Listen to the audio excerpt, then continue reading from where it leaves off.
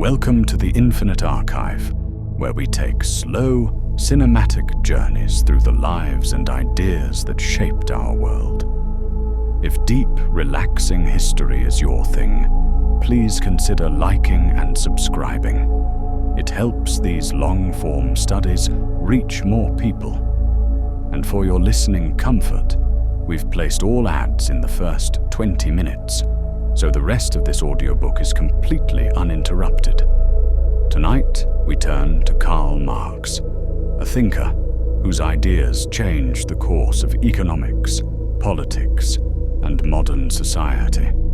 Who was he? What did he actually believe? And why do his ideas still feel strangely relevant today? Let's begin. Chapter 1. The World Before. Marx. The 19th century arrived with smoke and steam. For the first time in human history, machines worked faster than people could. Cities swelled and rivers turned black with the dust of factories. The world that had once moved to the rhythm of seasons now beat to the rhythm of factory bells. Industry promised progress, light, comfort, wealth. But beneath that promise lay another story. Millions left the countryside for crowded tenements and endless hours of labor. Men, women, and children worked beside machines that never slept. The inventions that were meant to free them instead tightened their days into shifts and their lives into wages. For the first time, society produced more than it needed, yet those who made the goods could rarely afford to buy them. Poverty persisted not because there was too little, but because so much was never theirs. The streets of London, Manchester, and Berlin made the contrast clear. Opulence behind stone walls, exhaustion in the factories next door.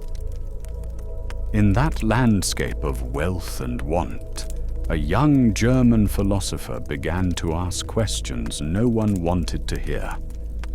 How could a system so productive leave so many insecure? Why did work, once the essence of our humanity, begin to feel like something that took it away? These were the questions that would shape the life of Karl Marx and change how the modern world understood itself.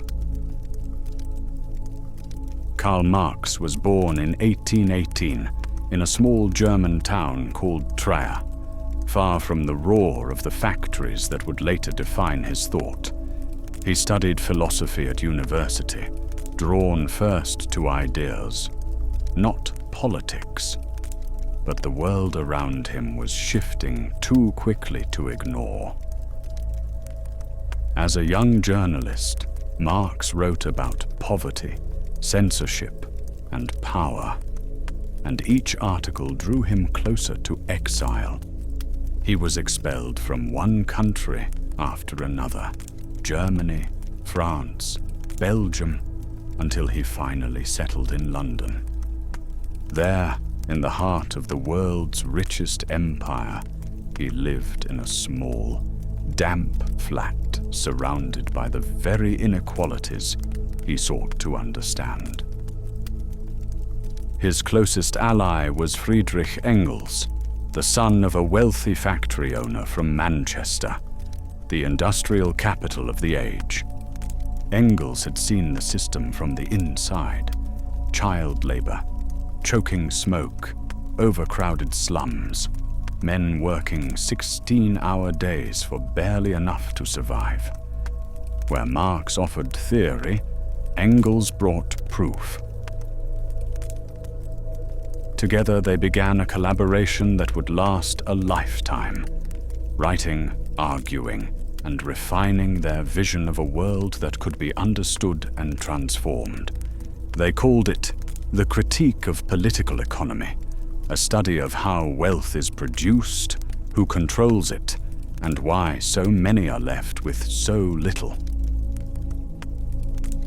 From London's fog and Manchester's smoke, the two men mapped the hidden machinery of capitalism. Their friendship became the engine of an idea that would outlive them both. From his small study in London, Marx began to see a pattern behind every hardship and every headline. Factories, he realized, were not just buildings. They were mirrors of society itself. In them, a few owned the tools, while the many owned only their time.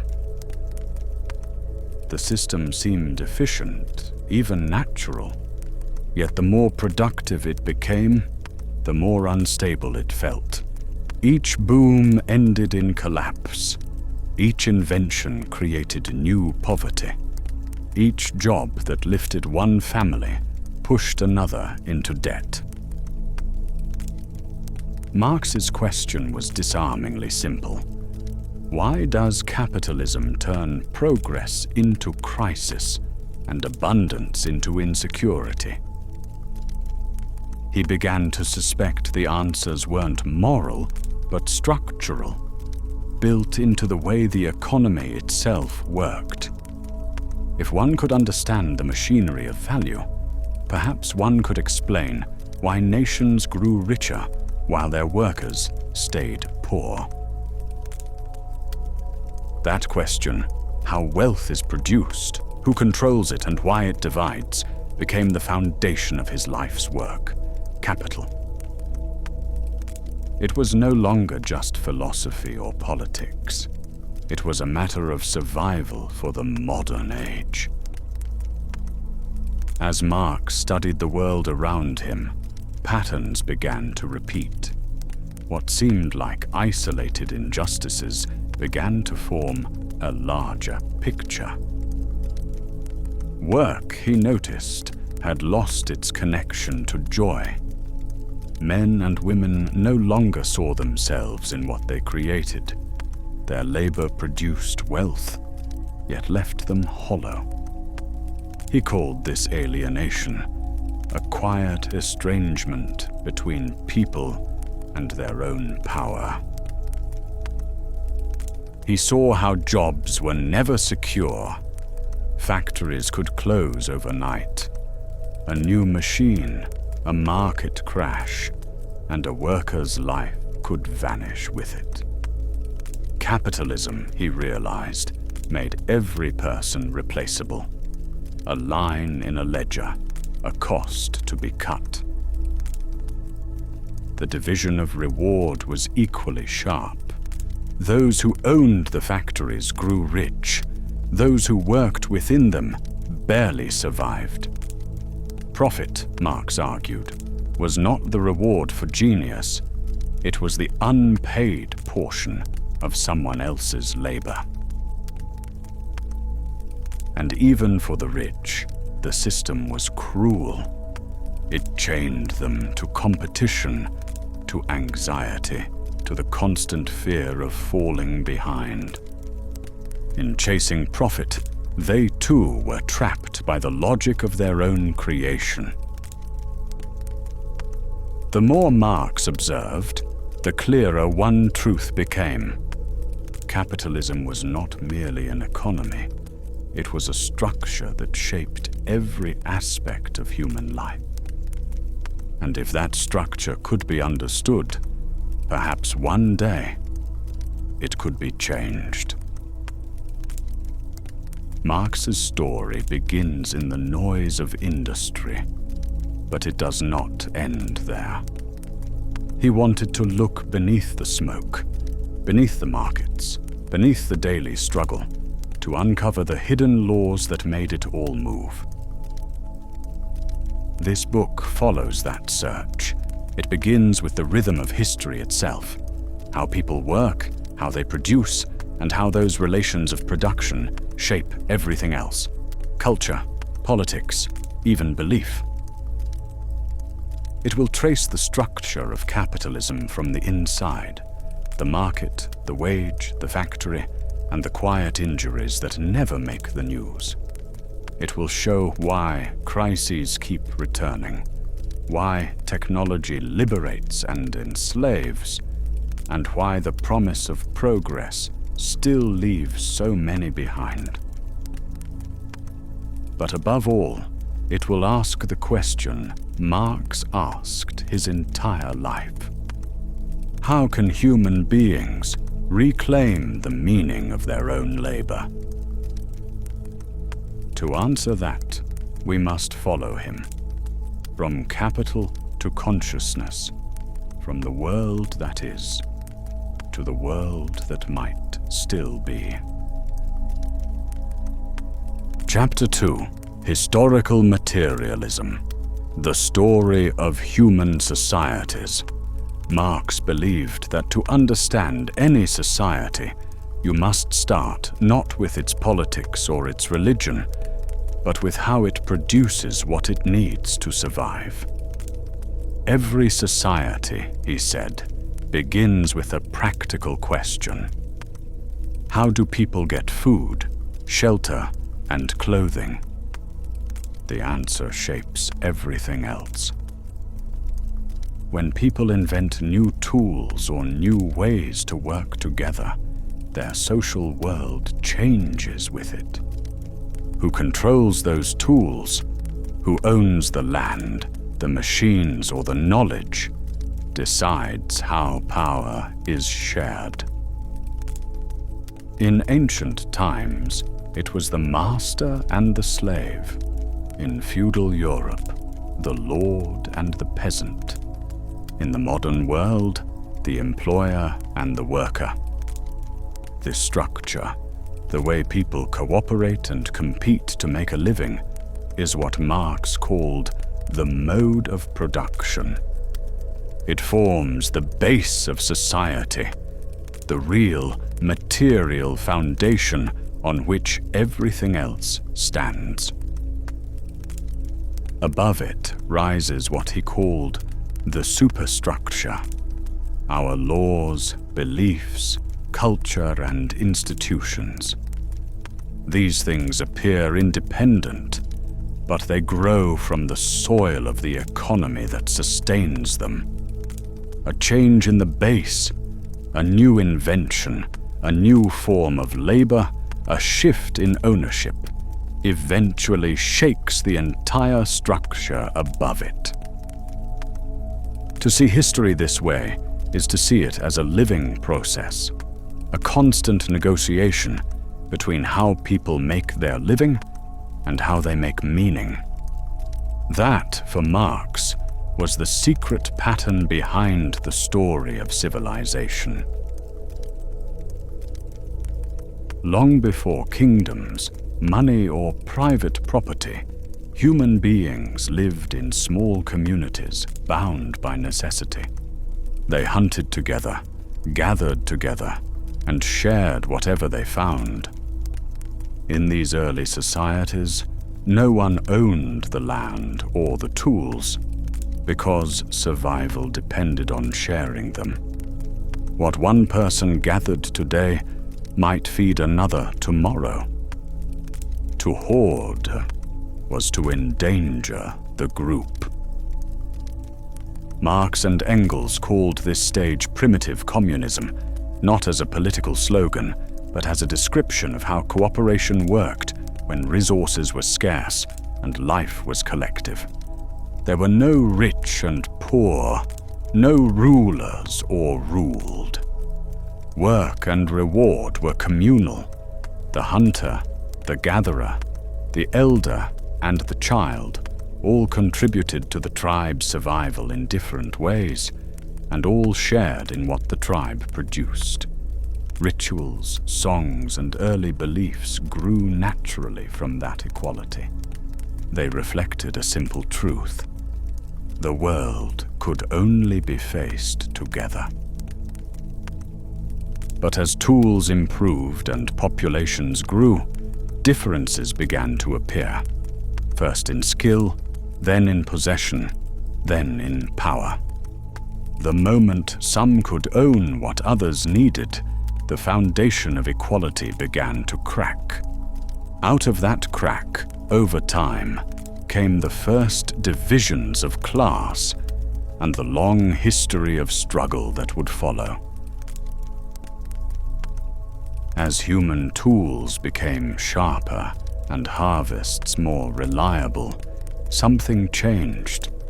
What once was shared could now be stored, and once it could be stored, it could be owned. The earliest great civilizations, in Mesopotamia, Egypt, and later in Greece and Rome, were built on that shift. The surplus of one generation became the wealth of another. And with that wealth came power, the power to command, to own, and to enslave. Marx saw slavery as the first true class society. The line between people was drawn not by tribe or by family, but by property. A few owned the land, the tools, and even the bodies of others. The rest owned nothing but their labor. For the slave, work was no longer an act of survival. It was a sentence. Every grain harvested, every brick laid, every monument raised, added value to a world that never belonged to them. The masters, in turn, lived off that labor. They did not produce, but they possessed. They owned both the product and the person who made it. Marx wrote that this was the birth of exploitation, when human energy became a resource to be extracted. The freedom of one class depended on the captivity of another. Yet within that contradiction, the next transformation was already forming.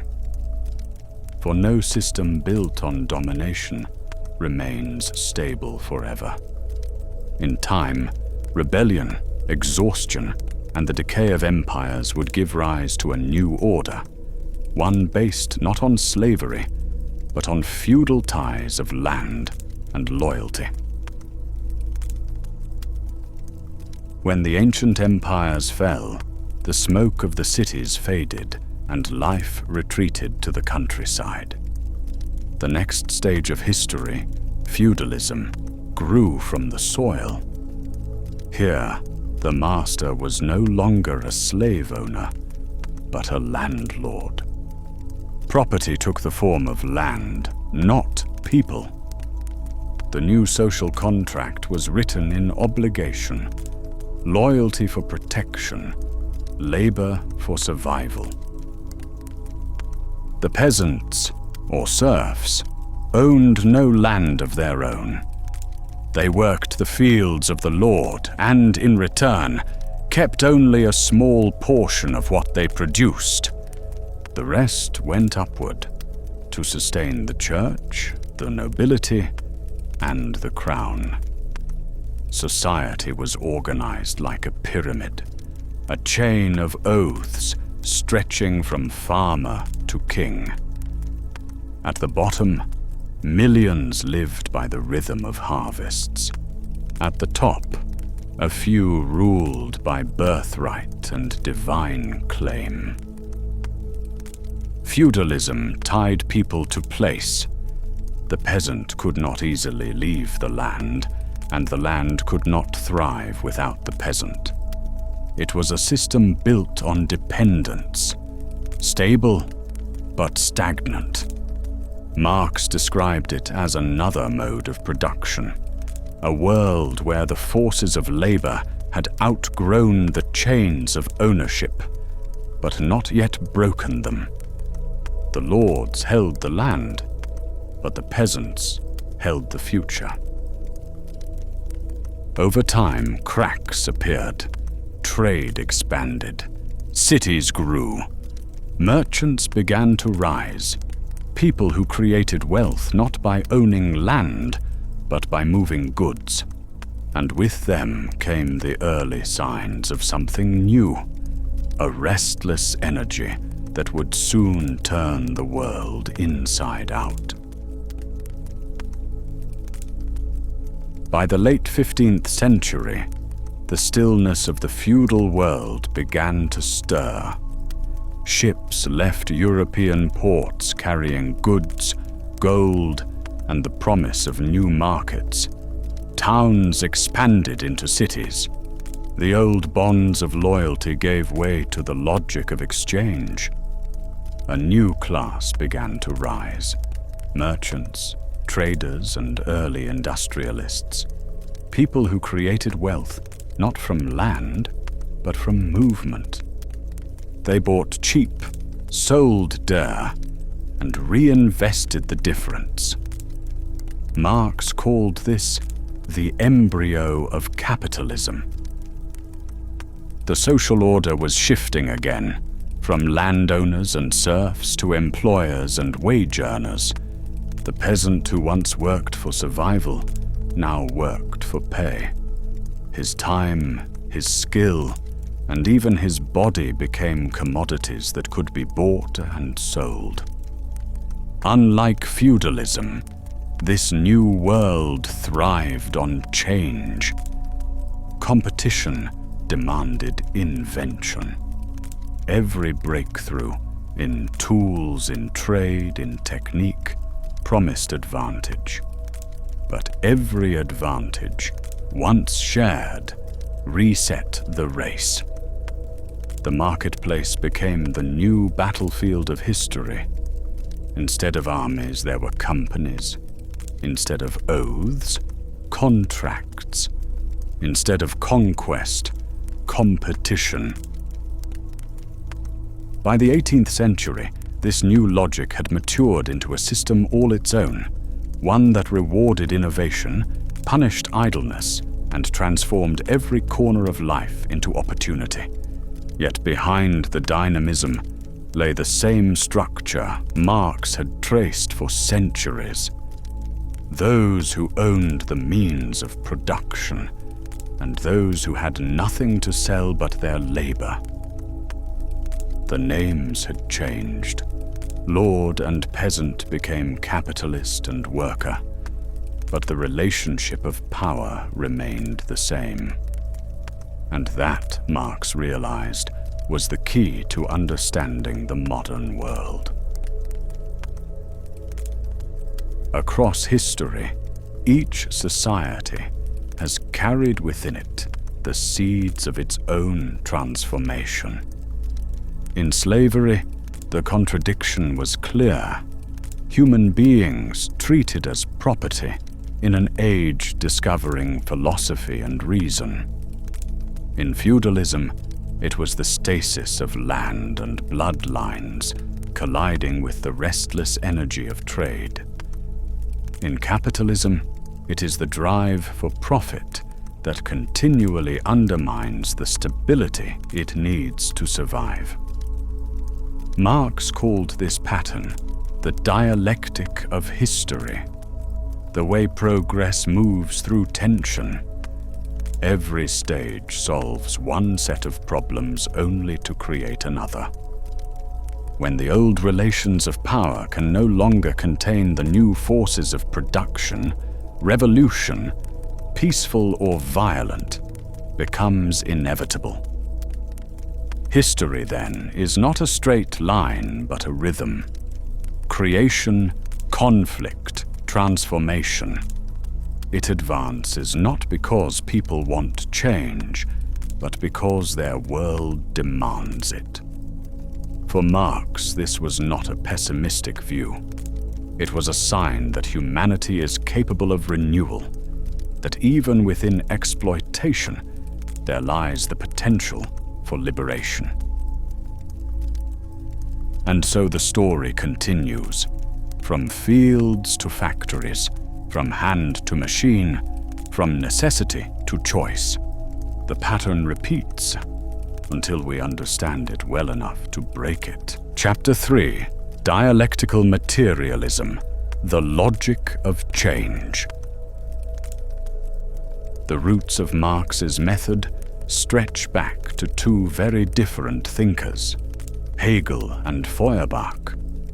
Hegel believed that history unfolds through contradiction, that ideas clash, struggle, and evolve until they produce something new. Every belief, every system, carries within it its own opposite. When the tension becomes too great, the old idea collapses, and a higher one takes its place. He called this movement the dialectic, the spirit of history, or Geist, working itself out through conflict and resolution. For Hegel, the world's progress was the story of consciousness moving toward freedom. Feuerbach agreed that progress was real, but he pulled it down to earth. He argued that ideas don't float in the sky. They come from human beings living in material conditions. Religion, he said, was not divine truth, but a reflection of human hopes and fears. God did not create man. Man created God in his own image, projecting his best qualities, love, power, wisdom, into the heavens.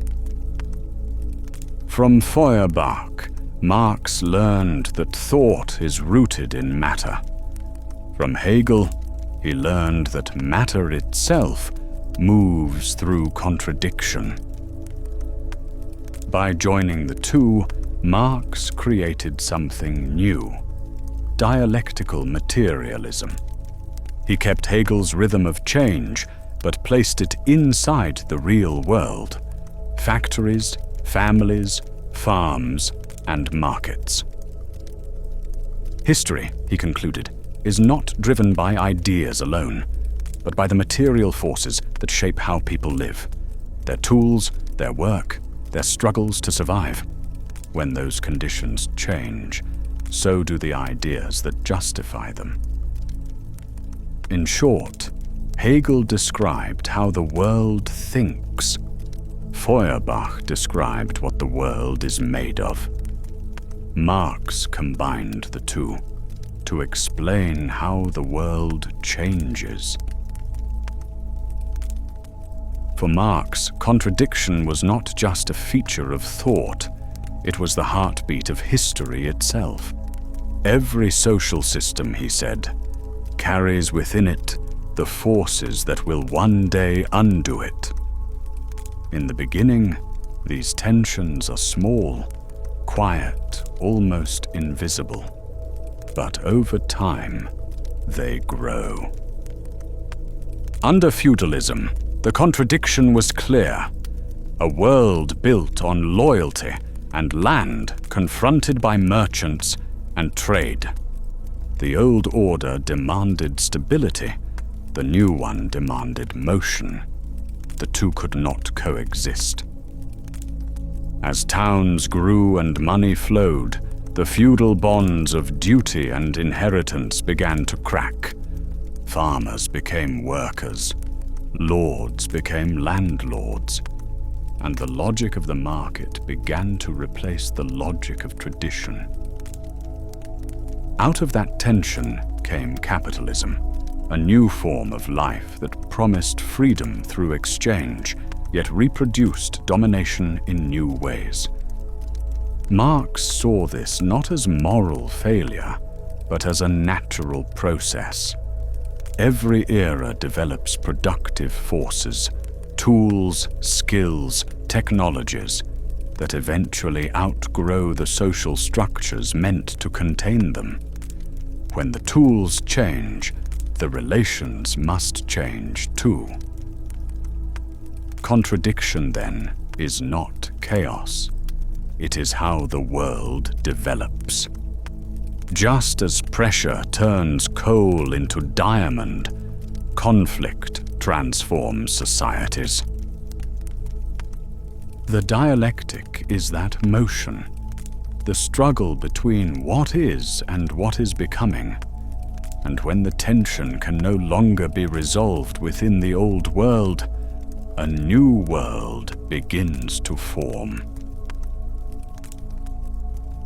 Before Marx, most philosophers believed that ideas shaped the world. Change, they said, began in the mind, with reason, enlightenment, or moral awakening. Marx turned that story upside down. He argued that it isn't ideas that create the world, but the world that creates ideas. The way people work, trade, and survive determines what they believe. A farmer in a medieval village does not dream the same dreams as a factory worker in London or a trader in Amsterdam. Their thoughts, their values, even their faith grow from the ground they stand on. Marx wrote, "It is not the consciousness of men that determines their being, but their social being that determines their consciousness." In other words, thought is never separate from life. Every philosophy, every religion, every political idea is a reflection, a mirror of how people are forced to live.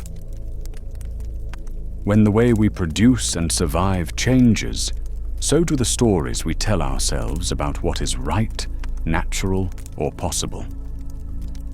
Hegel had traced change through pure thought. Marx brought it into the street, the workshop, the family, and the market.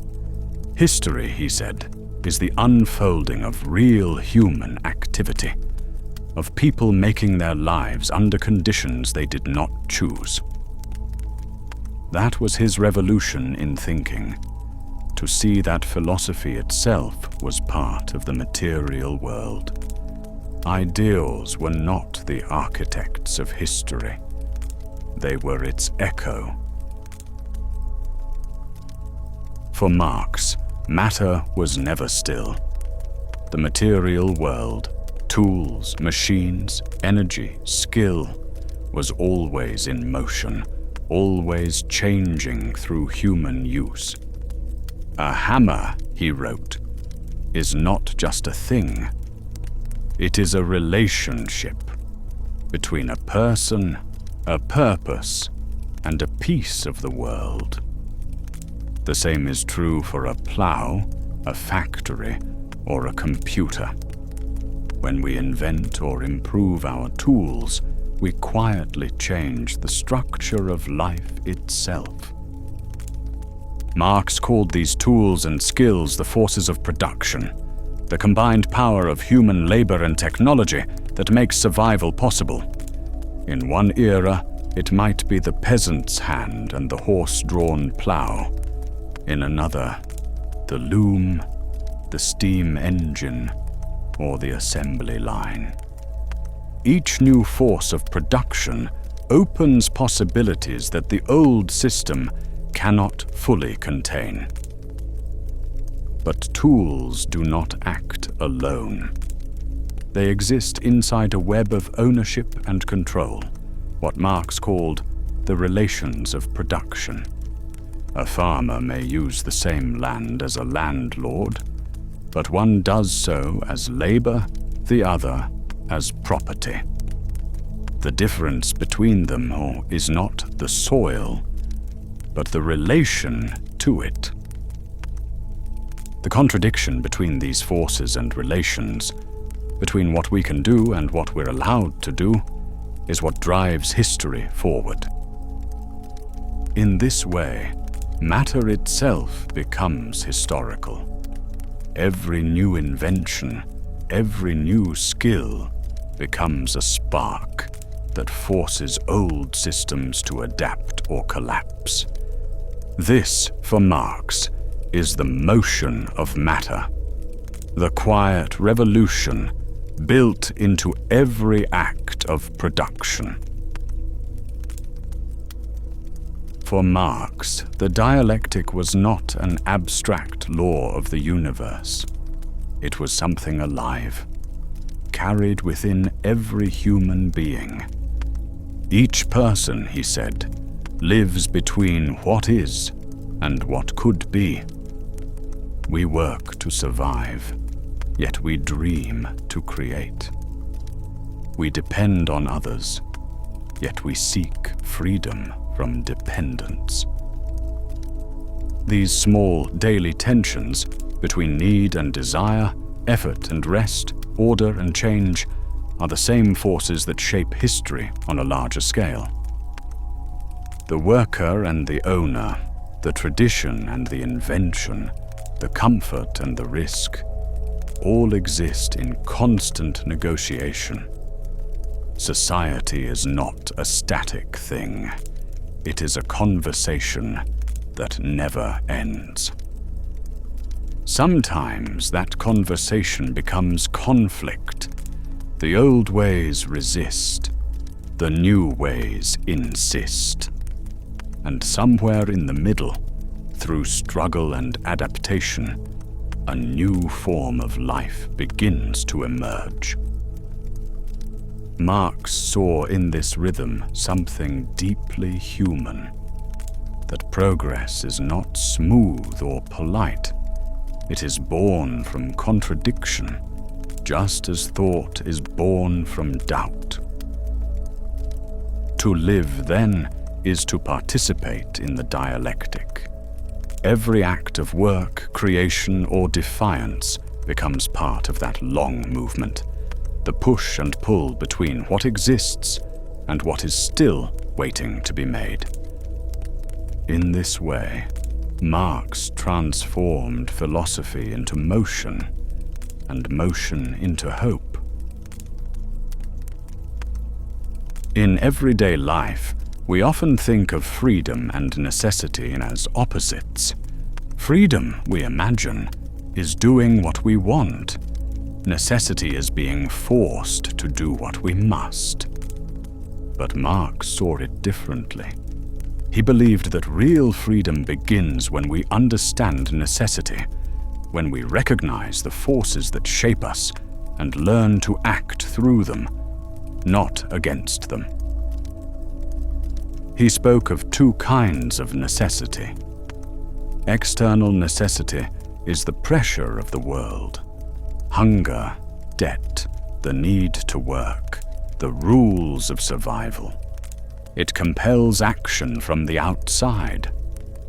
But there is also internal necessity, the quiet, inner drive to express one's powers, to create, to fulfill potential. Just as a silkworm produces silk because it must, not by command, but by nature, so too does a poet write, a craftsman build, a thinker question. In that sense, necessity is not the enemy of freedom. It is its foundation. Freedom is not the absence of limits. It is the conscious mastery of them. Marx believed that a society becomes truly free, not when work disappears, but when work becomes an expression of internal necessity rather than external compulsion. To be free is not to escape need, but to make our needs our own, to understand them, to direct them, and to shape a world where our labor expresses rather than suppresses our humanity. In that moment, freedom and necessity are no longer opposites. They become one and the same, the conscious movement of life fulfilling itself. Chapter 4: The Anatomy of Capitalism. By the dawn of the 19th century, the old world of lords and peasants had vanished. In its place stood something new. A world organized not by loyalty or land, but by exchange. The market had become humanity's new order. Goods, time, and even human effort moved through it, as if by natural law. Prices replaced oaths. Contracts replaced vows. The marketplace, Marx wrote, became the stage on which all of life was performed. To most, this world felt liberating. People could sell their labor, buy what they needed, and move freely. The market seemed to promise equality. Everyone, in theory, could participate. But Marx looked deeper. Beneath the freedom of exchange, he saw a new dependence. The worker, separated from land and tools, had only one thing to sell: their capacity to work. And the capitalist, who owned the tools and the money, could buy that capacity for less than the value it created. What looked like freedom, Marx said, was a disguised form of compulsion. No one forced the worker into the factory, but hunger did. No one ordered the capitalist to compete, but the market did. The market was more than a place of trade.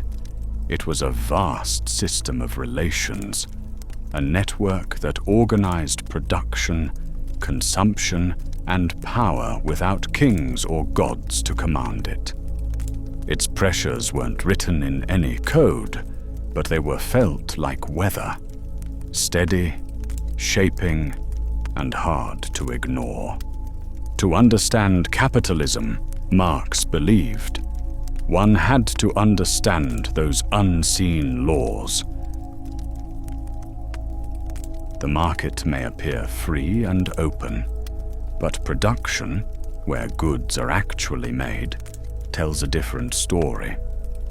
In the factory, freedom ends at the door. Inside, time belongs to the clock. Movements are measured, tasks divided, and every gesture accounted for.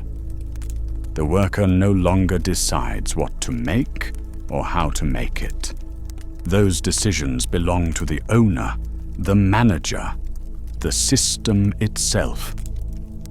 The worker sells their labor power, their energy, skill, and attention for a wage, but once the contract is signed, that power no longer belongs to them. Outside, the language is freedom. Inside, the grammar is discipline. Every improvement in efficiency makes production faster, not freer. The division of labor fragments creativity into countless motions, each useful, none whole. The factory, Marx wrote, is both a monument to human ingenuity and a mirror of submission. It shows what we can build and what we lose in the process. Here, the real relationship of capitalism appears, not partnership, but command. The capitalist directs, the worker obeys. The workplace becomes a small-scale version of society itself, a hierarchy built on necessity, where freedom resumes only after the day is done. Every system of production divides people into two broad groups: those who control the means of creating wealth and those who must sell their labor to survive. In capitalism, these become the bourgeoisie, the owners of factories, land and capital, and the proletariat, the working class, who own little except their capacity to work. The bourgeoisie live through ownership. Their income flows from what they control. They need not labor directly. Their wealth grows even while they sleep. The proletariat live through labor, exchanging hours for wages, strength for survival. When work stops, income stops. So long as the means of production remain privately owned, their dependence never ends. This relationship is the true core of capitalism. The owner's profit depends on paying the worker less than the value the worker creates. The worker's survival depends on continuing to sell the very labor that enriches someone else. The two classes need each other, but only one controls the conditions of that need. That asymmetry writes itself into paychecks, schedules, and who has time to dream. Over time, this imbalance defines not only the economy, but culture itself. The bourgeoisie build the world in their image. The proletariat keep it running. In that quiet imbalance lies the tension that drives the story ahead. Every system hides its truth in something ordinary. For capitalism, that something is the commodity, an object made for sale, not for use. A loaf of bread, a pair of shoes, a car, each seems simple. You pay money, you receive a thing. But behind every price tag lies a chain of human effort, labor, materials, transport, and time. Marx called the commodity the cell of capitalism, the smallest unit that reveals the whole. Each carries two kinds of value. Use value, its usefulness. Exchange value, the amount it can be traded for. Under capitalism, exchange eclipses use. What matters is not what something is, but what it can be sold for. The result, Marx said, is that relations between people appear as relations between things.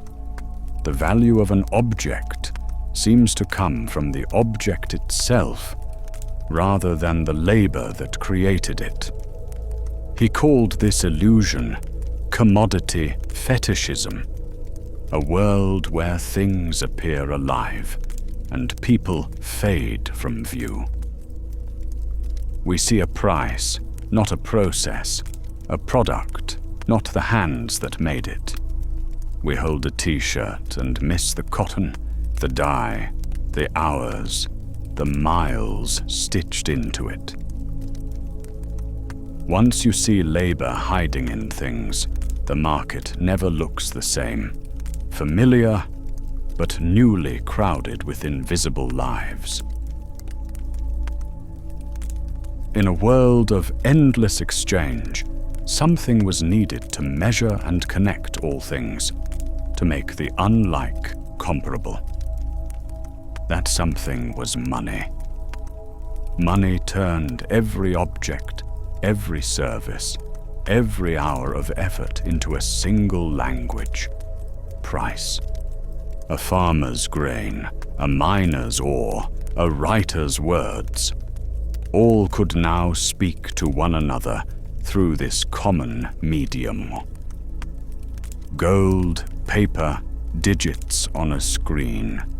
The form doesn't matter. What matters is the power it represents, the ability to command labor, to move value across space and time. Marx called money the universal equivalent, a mirror that reflects the value of every commodity while hiding its human origin. Money made exchange efficient, but relationships impersonal. What once bound people through craft or trust now bound them through the anonymous logic of price. The worker sold time, the capitalist bought futures. The flow of life itself became a flow of transactions. And so money became more than a tool, a mirror reflecting what society valued most: profit, accumulation, and exchange. Yet that mirror distorts, showing value without showing the people who made it. In the market, money buys things. In capitalism, money buys something special: labor itself. A capitalist begins with money, uses it to purchase labor and materials, and sells the finished product for more money than they began with. This simple cycle, M-C-M', is the secret rhythm of capitalism. It turns value into a living force. Earlier societies produced for use: food, clothing, shelter. Capitalism produces for exchange. Goods exist not to satisfy life, but to expand capital. Profit becomes the purpose, and because profit can always grow, the cycle never ends. Money seeks more money. Factories expand, markets stretch, resources and lives are consumed in pursuit of accumulation. Marx called this value in motion, a system where human labor serves not human need, but the endless growth of capital itself. The capitalist may appear to command it, yet they too are commanded. Individual owners have aims. The system's aim is motion. Capital has no morality, no resting place, no final goal beyond continuation. It grows because it must, a machine powered by labor, yet beyond our command. In that motion lies both genius and tragedy. It can create more wealth than any system before it, but it does so by turning life itself into fuel. To understand capitalism, Marx asked a simple question: where does profit come from? When a capitalist buys materials, they total the costs, raw goods, machinery, wages, and sell the final product for more. If market exchange looks equal, price for price, where does the extra appear? Marx found it in labor. The worker sells their ability to work for a fixed wage, but the value they create often exceeds that wage. Imagine a worker paid for 8 hours, but producing the value of their wage in 4. The remaining hours, unpaid labor, generate surplus value. That surplus becomes profit. Profit, then, doesn't arise in trade but in production, from the gap between what labor is paid and what it produces. The brilliance of the system is its subtlety. Exploitation no longer looks like chains or whips. It hides behind contracts and wages. The worker is free to work or to starve. The capitalist is free to hire or replace. Both obey the same invisible rule. Profit must grow or everything stops. Surplus value is the lifeblood of the system, the point where labor becomes fuel and necessity becomes compulsion. Here, capitalism reveals its paradox. The class that creates value controls the least of it, and the class that controls production depends entirely on those it exploits. Once profit exists, it cannot sit still. It must be reinvested. New factories, Faster machines, more workers.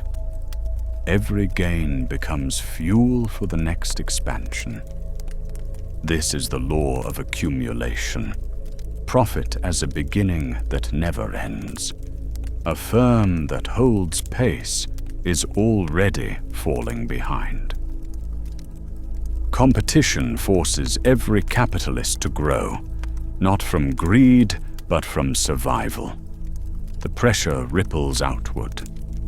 Cities swell. Forests fall. Markets open in every corner of the world. People who once farmed for themselves are drawn into the global web of production. The system feeds on efficiency, making more with less, yet it generates waste on a planetary scale. Factories produce more than people can buy. Prices collapse. Workers are laid off. Then, slowly, the cycle restarts. Each round larger, faster, more fragile.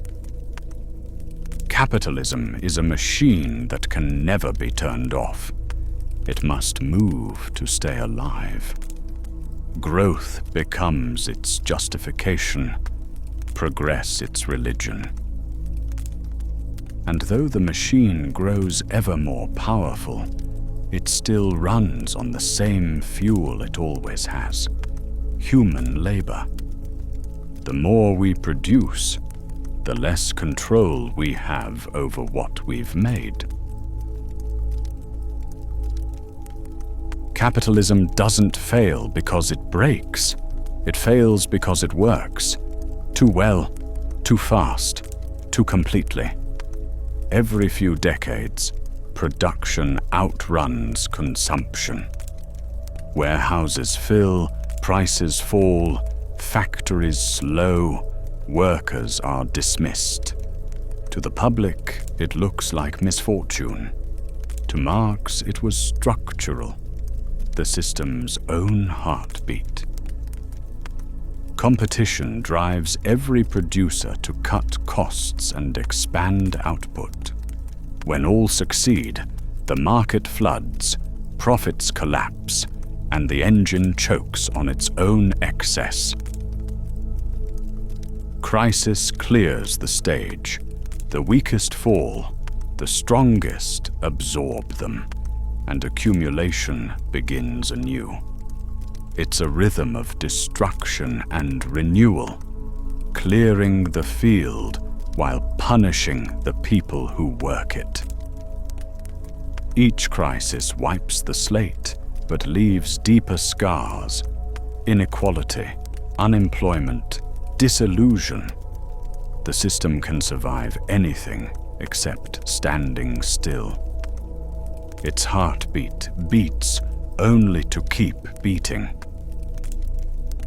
And with each cycle, the cost of recovery grows heavier until survival itself begins to look like decay. Capitalism was never just a national story. From birth, it looked outward. As Europe's factories grew, they demanded new markets, new materials, new labor. Ships left with textiles and tools and returned with sugar, cotton, gold, and bodies. Marx called this primitive accumulation not a peaceful beginning, but a violent one. It was the conversion of land, life, and labor into property. Peasants were uprooted, colonies carved, continents folded into maps. Capitalism created the world in its own image. The bourgeoisie of one nation became the landlords of the planet. Some countries played the global bourgeoisie, controlling trade and finance. Others became the global proletariat, suppliers of raw materials and cheap hands. The pattern of class division repeated across geography. What once existed between owner and worker within a nation now stretched between nations themselves. Wealth flowed from the periphery to the core. The factories of Manchester and the banks of London thrived on labor thousands of miles away. As capital expanded, its crises expanded too. A shock in one port could empty shelves in another. Finance moved faster than ships ever did. Wars, inequality, and environmental ruin became global symptoms of the same disease, the clash between human need and capital's endless hunger. By the late 19th century, the planet itself had become part of the factory. Connection meant dependence. Humanity had linked its fate, but under the rule of capital, not of reason. The task, Marx believed, was not to retreat from the web, but to reclaim it, to make connection serve people instead of consuming them. Every system, Marx believed, carries within it the forces that will one day undo it. Capitalism draws its power from human labor, yet the more it develops, the more it replaces that labor with machines. As technology advances, profits depend less on people and more on efficiency. But in chasing efficiency, capital undermines its own foundation, living work, the true source of value. Marx called this the tendency for the rate of profit to fall, a long-term pressure under competition, even if some sectors escape it for a time. Each innovation solves one problem, creates another. The result? Abundance without stability, productivity without purpose. Machines can produce everything except meaning. And so capitalism, in success, plants the seed of its end.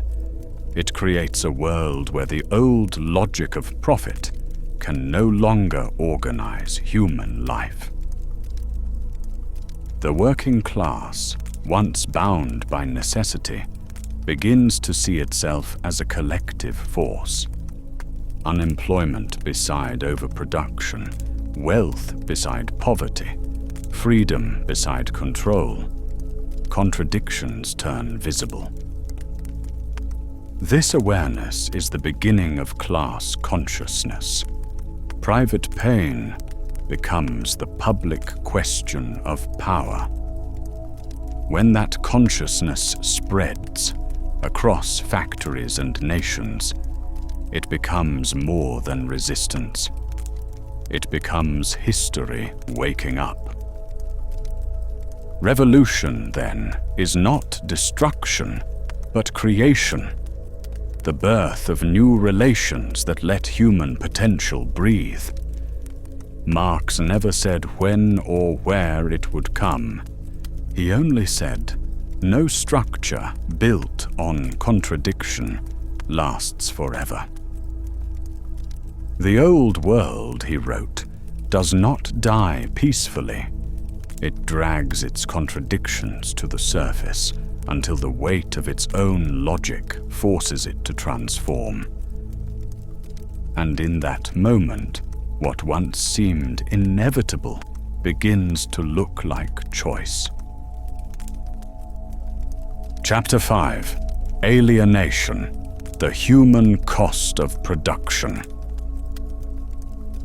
Marx once wrote that in capitalist society, the worker becomes poorer the more wealth he produces. He meant not only in money, he meant in self. To be alienated, for Marx, is to be separated from one's own nature, cut off from what makes us human. In every act of creation, people leave a part of themselves in the world. A craftsman shaping wood, a farmer tending soil, a poet shaping words. Each sees their reflection in what they make. But under capitalism, that reflection disappears.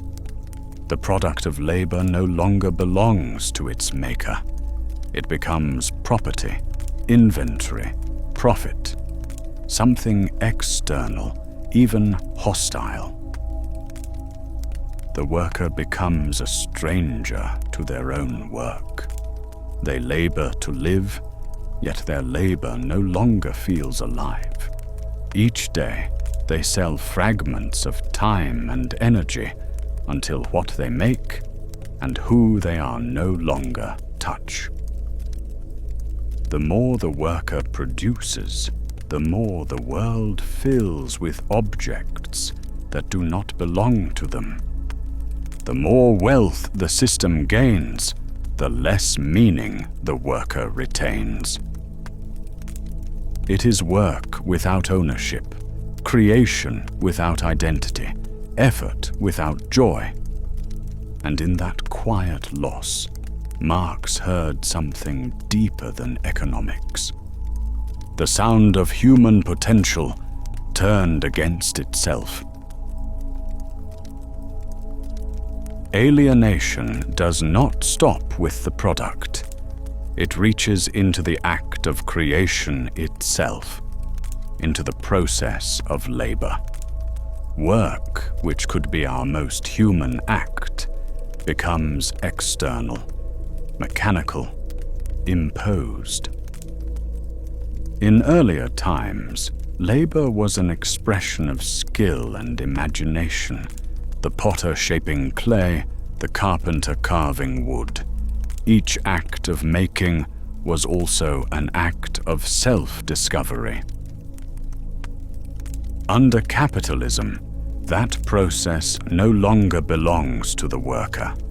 It belongs to someone else, the owner who decides what to make, how to make it, and when it must be done. The worker follows the rhythm of the machine, not the rhythm of thought.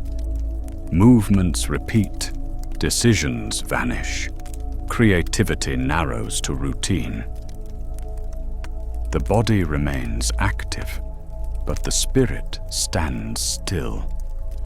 Work becomes something one has, not something one is. Marx called this estrangement from the process, when labor no longer feels like self-expression, but survival. The act of production, which could have been humanity's highest realization of freedom, becomes a mirror of necessity. In that loss, Marx saw not just economic exploitation, but a spiritual tragedy, that people could create wonders and yet feel nothing of themselves within them. Every repetitive motion, every measured hour, every rule that dictates when to eat, when to rest, and when to return, reminds the worker that even the act of living has been organized by someone else. Marx believed that work is not merely a way to survive, it is how we express what we are. Humans, he said, are species beings, creatures who shape the world consciously, and in doing so, shape themselves. Every invention, every piece of art, every tool is an extension of that power. The power to imagine, to build, and to see one's reflection in creation. But under capitalism, that power turns inward. The worker becomes separated, not only from the product and the process, but from their own creative nature. Work becomes mechanical, detached, emptied of imagination. The link between thought and action, between purpose and expression, breaks. Marx called this the loss of species being, the alienation of humans from what makes them human. A bird builds its nest, a spider spins its web, but a human can plan, design, and dream. We can turn nature into culture and necessity into art. Yet under capitalism, that gift becomes a burden. The capacity to create remains, but it is no longer ours to direct. We labor not to shape the world freely, but to keep existing within one already shaped for us. In that condition, Marx saw a deep irony, that the species capable of transforming the earth could feel powerless on its own. Alienation, then, is not just economic. It is existential, a quiet separation between what we are and what we could be. The worker becomes a stranger, not only to the world, but to themselves. And the tragedy, Marx wrote, is that this alienation becomes normal, so ordinary that we forget there was ever another way to live. The final form of alienation, Marx said, is the alienation of human beings from one another. In a healthy society, people cooperate to meet their needs. One person's strength complements another's weakness. Creation becomes shared purpose. But in capitalism, that natural bond is inverted. Work divides instead of unites. Every individual competes against the rest, for wages, for recognition, for survival. The worker becomes a rival to other workers. The employer becomes a rival to other employers, and the whole of society begins to move to the rhythm of competition rather than community. The market, Marx wrote, teaches us to see others not as fellow beings, but as means, as instruments, customers, or threats. Cooperation still exists, but only within the limits of profit. Even friendship and love are shaped by the hidden pressures of survival. Alienation from others is not just economic isolation. It is emotional and spiritual. When everyone is forced to sell their time, trust becomes fragile. When worth is measured in money, empathy begins to fade. Marx saw in this not cynicism, but sorrow. Humanity had built an entire world together, yet within that world felt more alone than ever. The tragedy of capitalism is not that it destroys connection, but that it replaces it with contracts, transactions, and illusions of choice. What was once shared becomes owned. What was once human becomes economic. And beneath all the motion of the market, one truth remains missing: that we still belong to each other. Marx never believed that work itself was the problem. He believed that work, in its truest form, could be our highest expression of freedom. in a world beyond alienation, labor would no longer be a burden, but a form of creation, a way to shape the world while remaining connected to it. The carpenter would build not for survival, but for joy in the craft. The farmer would tend the earth as part of nature, not in opposition to it. The artist, the engineer, the teacher, all would see their purpose reflected in what they make. Marx called this vision unalienated life, a state where production and humanity are one where we make not only things, but meaning.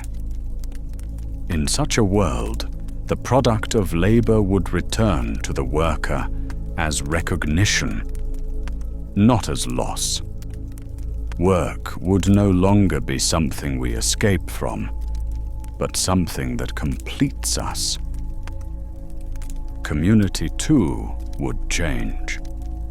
People would cooperate not because they must, but because creation itself is shared. The boundaries between individual and collective purpose would dissolve into harmony.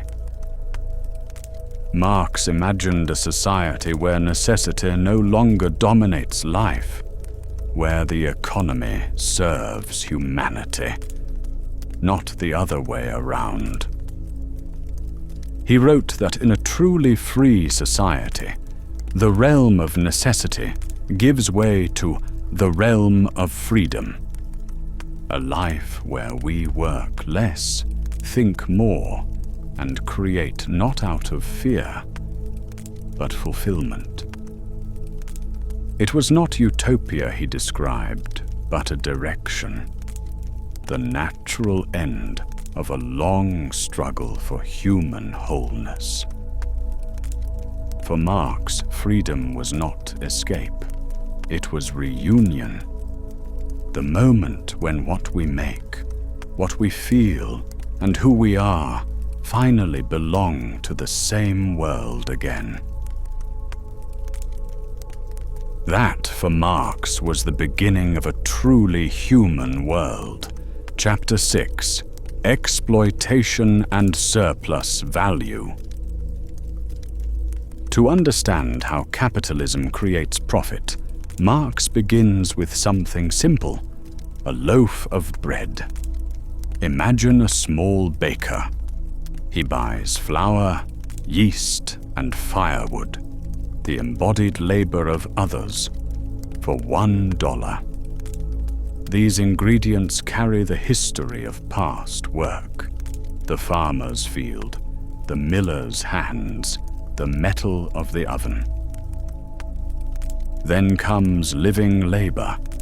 A worker mixes the dough, tends the oven, watches for color and scent, and finally pulls from the heat a perfect loaf.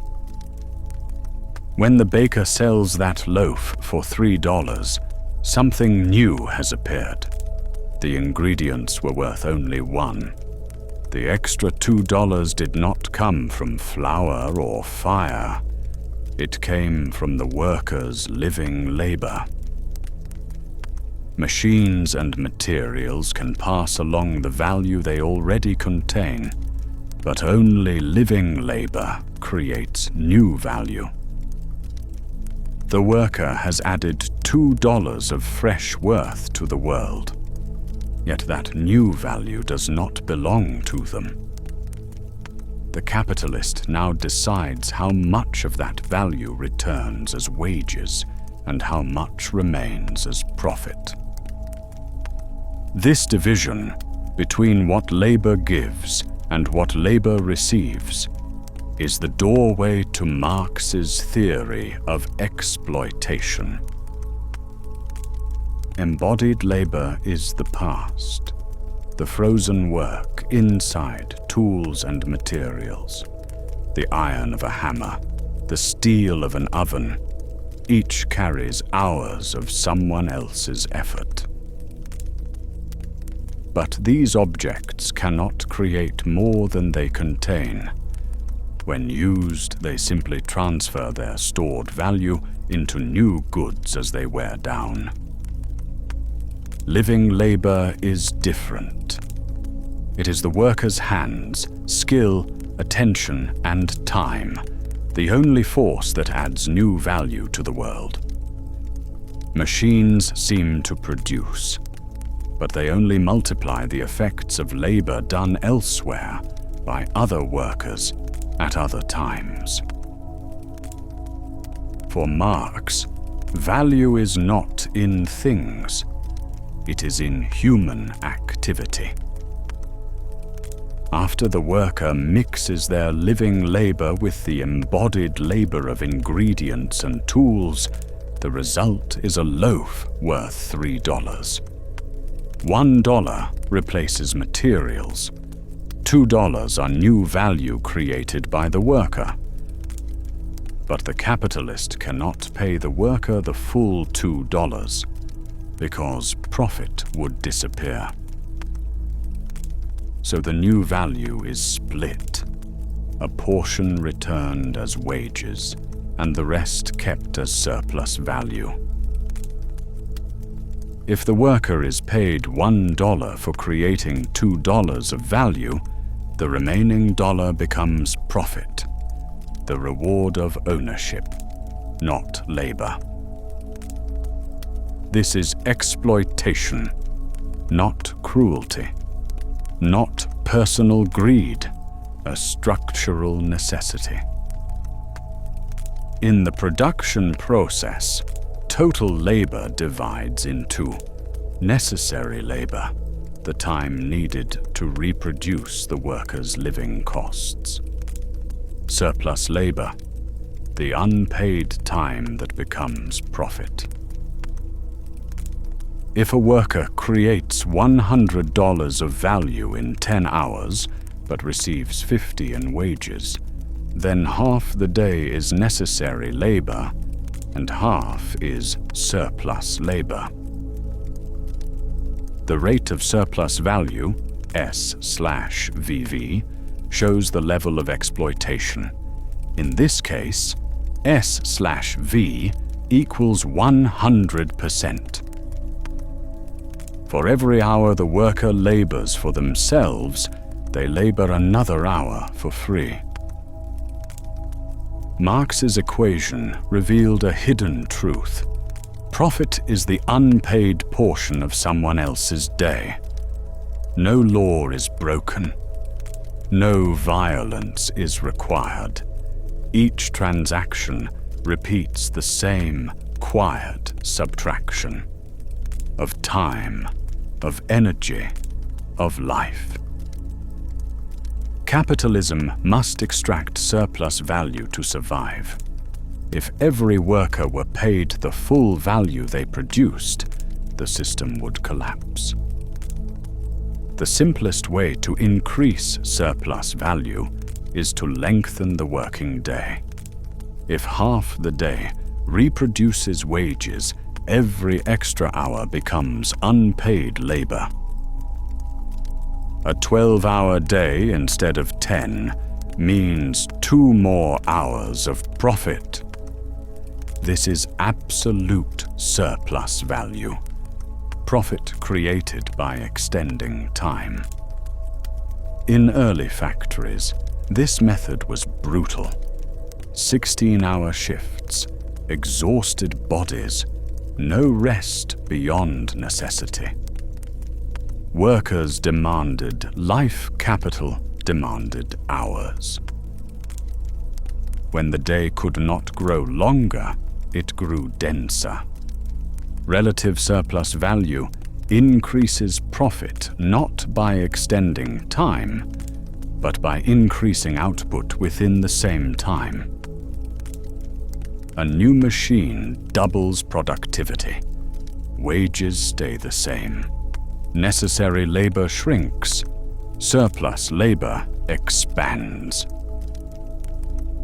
Technology appears to liberate labor, yet it tightens control.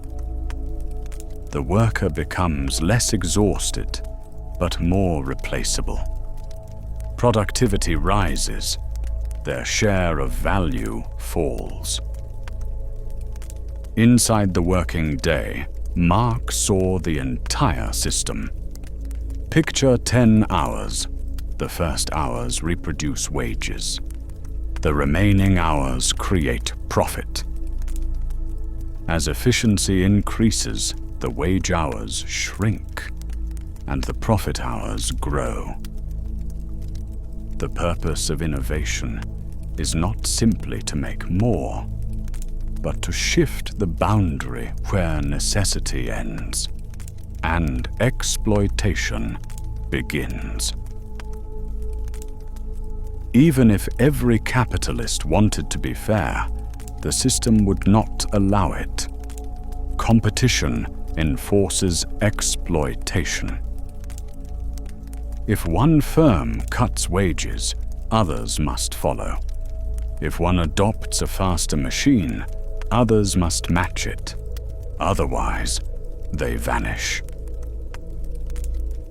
This is the coercive law of competition, a blind force pushing every capitalist to extract more, even against their own intentions. What happens to surplus once it's extracted? It must be reinvested. Profit becomes new capital. More machines, more workers, more production. Capitalism grows because it must grow. Profit that sits still dies. Capital that rests loses value. Only motion keeps it alive. The origin of capitalism, Marx said, was not thrift or genius, but separation. For capital to exist, people had to be stripped of land and tools until they owned nothing but their ability to work. This was primitive accumulation, the violent precondition of the modern world. It never ended. It simply changed form. Every privatization, every enclosure, every transformation of common life into property repeats the same story. Modern work is built on uncertainty. The worker owns nothing that guarantees tomorrow. Labor becomes expendable. Automation replaces skill. A lifetime of experience evaporates with one machine or algorithm. The deepest fear beneath capitalism is not poverty, but replaceability. Yet inside every person is the opposite desire, not just to earn, but to matter. To believe that our work connects to something larger, that we are more than a function of survival. Marx believed this longing was the emotional shadow of exploitation, a quiet hope that creation might one day include the creator. Beneath all the machinery of profit lies the simplest human desire to have a place in the world's heart. Chapter 7: Machines, Crises, and the Falling Rate of Profit. Marx noticed something strange about the modern world. Every year, machines became faster, smarter, and more powerful. Yet profit rates tended to fall over time. To understand why, Marx asked a simple question: where does profit actually come from? The answer was the same as before. Only living labor creates new value. When workers transform raw materials into something useful, they add value that didn't exist before. Machines, by contrast, don't create value.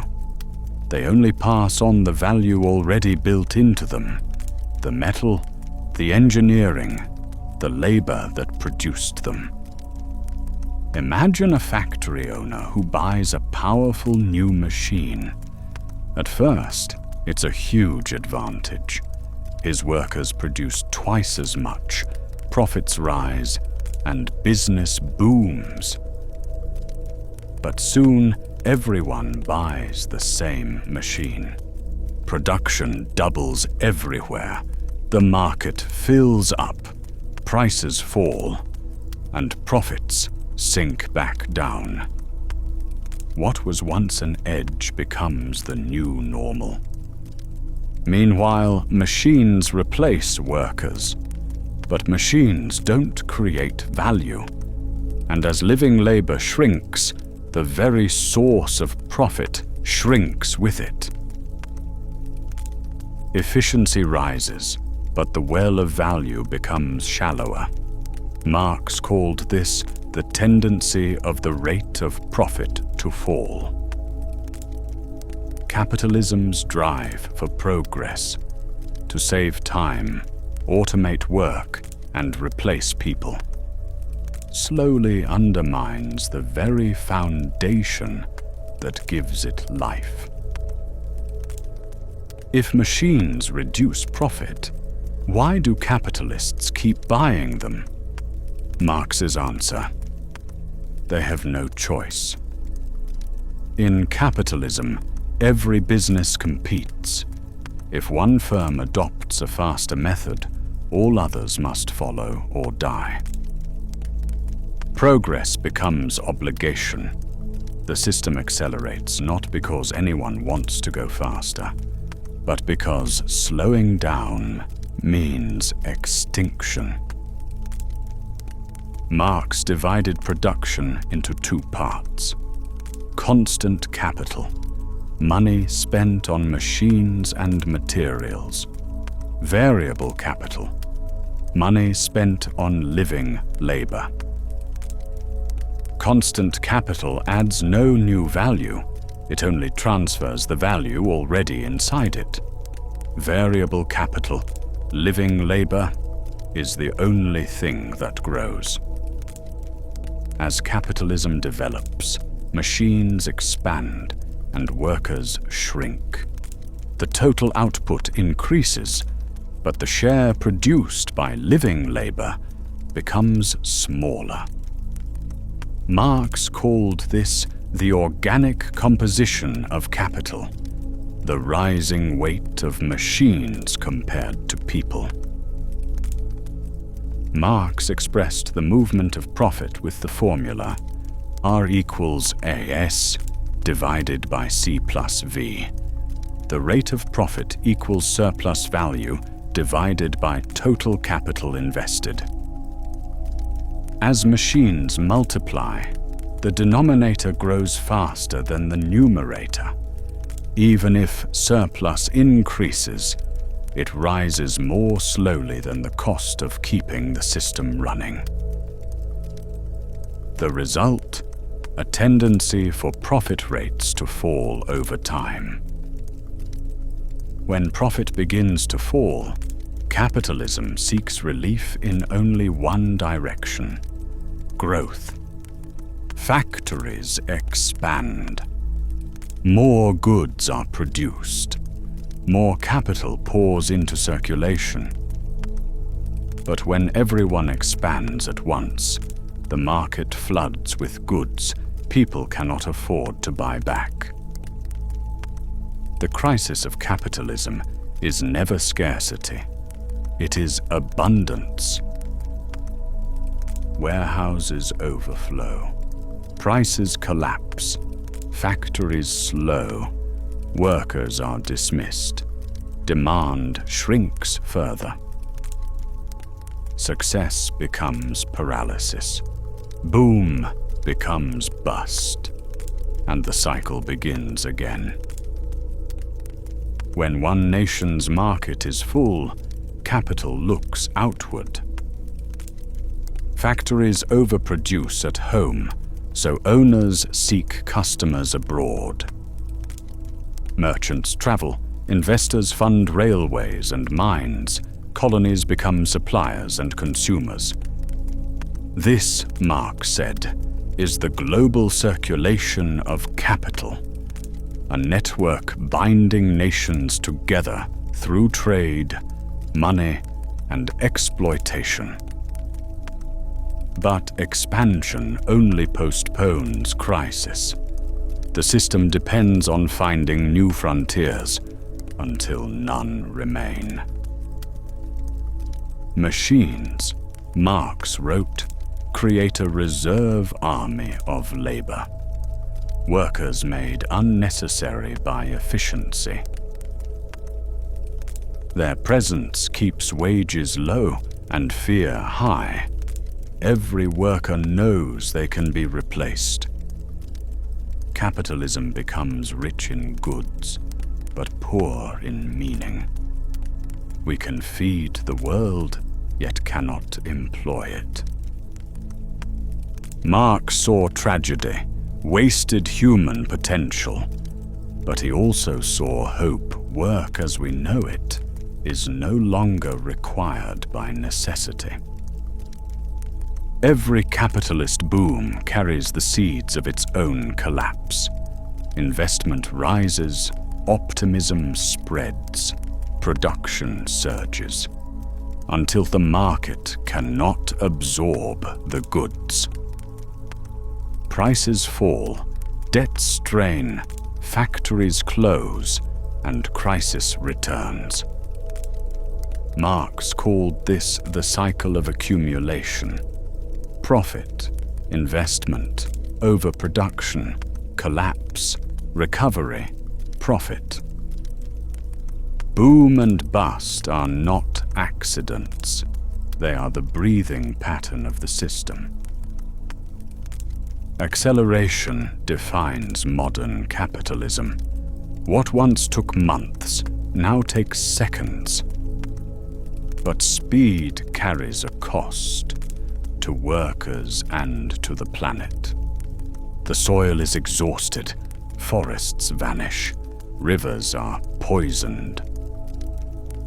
Marx called this the metabolic rift, the tearing of the bond between humanity and nature.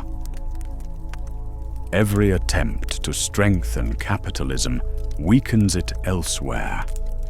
New machines reduce costs, but shrink the source of profit. Booms become the roots of future busts. Capitalism depends on living labor to create value, yet works constantly to eliminate that labor. The more perfect the system becomes, the less it needs the people who sustain it. Productivity rises, freedom does not. Scarcity ends, inequality deepens. Marx saw in this contradiction both tragedy and possibility.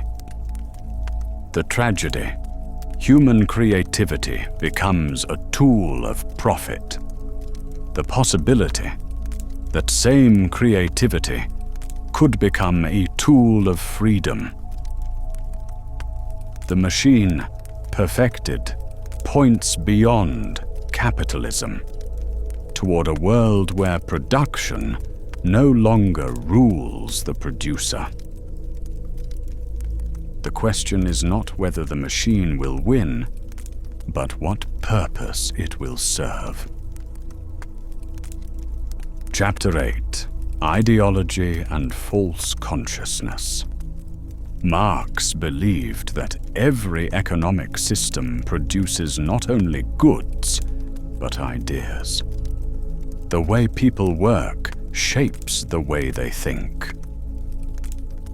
In capitalism, the logic of buying and selling slips into our habits, our language, and even our sense of self. We learn to speak in prices. We measure worth through productivity. We come to see freedom as the ability to choose between things to buy. Marx called this invisible atmosphere ideology, not lies, but the water we swim in without noticing. Ideology teaches desire, fear, normality. It explains inequality not as injustice, but as how the world works. And once that story feels natural, the system no longer needs force. It only needs familiarity. True awareness, Marx said, begins with recognition, the realization that even our common sense has a history. Every system tells a story about why things are the way they are. In capitalism, that story is merit. Those who succeed are said to deserve it. Those who struggle are told they failed to try, to plan, or to believe. Marx saw this as one of ideology's most powerful tricks. The structure of inequality disappears behind a language of personal responsibility. The worker is told to hustle harder, not to question why they must hustle at all. Debt becomes investment. Unemployment becomes lack of skills. Every hardship becomes a test of character instead of a symptom of design. Marx called this the moral desert of capitalism, the belief that material success reflects moral worth. The winners appear virtuous, the losers appear guilty. And so the machine is defended not by force, but by faith. Factory shelves in Marx's time were filling with goods, clothes, tools, clocks, books.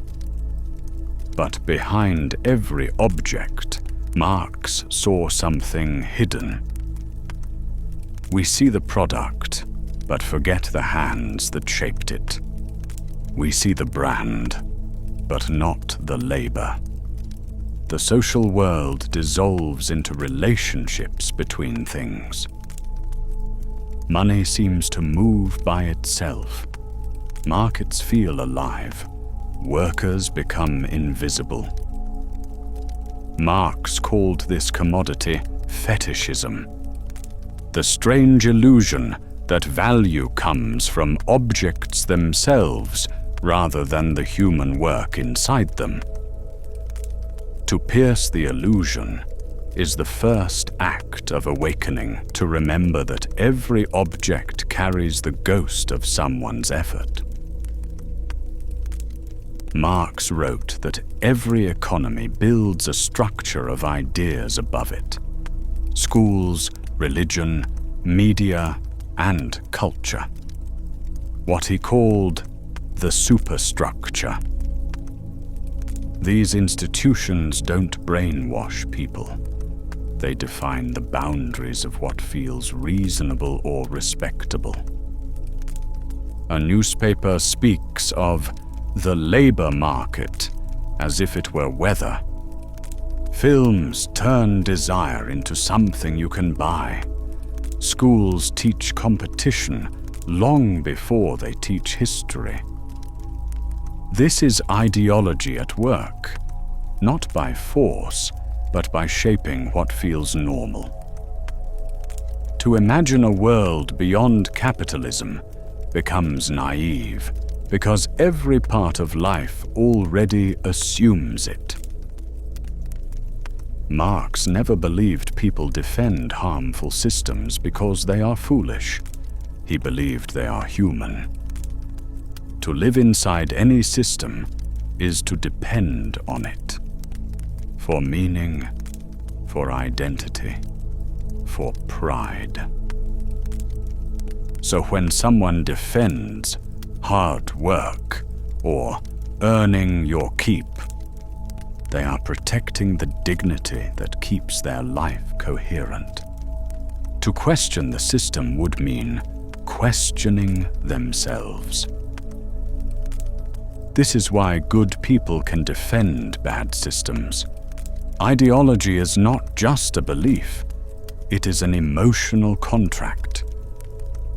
People work harder to escape the insecurity the system itself creates. The harder they run, the more justified the system appears. Control no longer needs chains. It speaks in the quiet voice that says, "Keep going." But every system of belief eventually meets something it cannot explain. A financial crash, a wave of layoffs, a sudden rise in prices. Moments when the story breaks. Ideology wavers. People begin to see patterns they were never meant to see. That their struggles connect. That power moves in predictable shapes. Marx called these moments defetishization, the spell breaking. The system repairs itself. New promises are made. Faith returns. But the crack remains. Consciousness, Marx believed, is born not in calm, but in crisis. For Marx, clarity was not a moral triumph. It was a material one. When people see that effort alone cannot lift them, when they recognize that hardship is shared and patterned ideology begins to thin. He called this class consciousness dash dash. The moment someone stops seeing their struggle as personal failure and starts seeing it as a social condition. To know the truth of one's condition is already to begin changing it. Consciousness itself is revolutionary. Chapter 9. The State and Revolution. Marx wrote that the modern state is not a neutral referee. It is a structure shaped by the needs of the economy beneath it. The executive of the modern state, he said, is but a committee for managing the common affairs of the bourgeoisie. The state appears to stand above society, but in reality, it reflects the interests of the class that owns its wealth. Laws and constitutions promise equality, yet they protect the property relations that produce inequality. Tax policy, trade rules, and policing stabilize profit, not challenge its foundation. Marx didn't mean every politician is corrupt. His point was structural. The state preserves the conditions of accumulation, keeping labor, property, and capital moving in the same rhythm. It is the visible surface of an invisible order. Reform can adjust the tone of power, but never its tune. Marx never mocked reformers. He simply understood the boundaries they worked within. A state built on capitalism can raise wages, improve safety, expand welfare. But it cannot overturn the logic that creates inequality. Every law must still protect property. Every policy must still maintain investment and growth. So progress under capitalism is real, but reversible. Gains made in one decade vanish in the next.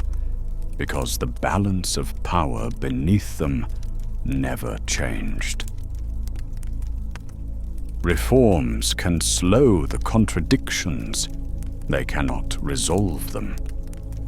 Sooner or later, profit and politics collide. When profits fall, even generous governments tighten their belts. The ceiling is not moral, it is material.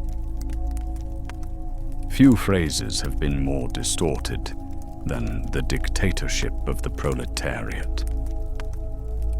To modern ears, it sounds like tyranny. Marx meant something entirely different. In his time, dictatorship meant authority or rule, not one-man despotism. Marx used it to describe a transitional period when the working class, after dismantling the old order, would govern in its own interest, through majority control over production. He imagined a democracy deeper than any parliament, those who create society's wealth, deciding how it is used. This was not the end of freedom, but its beginning. A bridge toward a classless society, where the state eventually dissolves.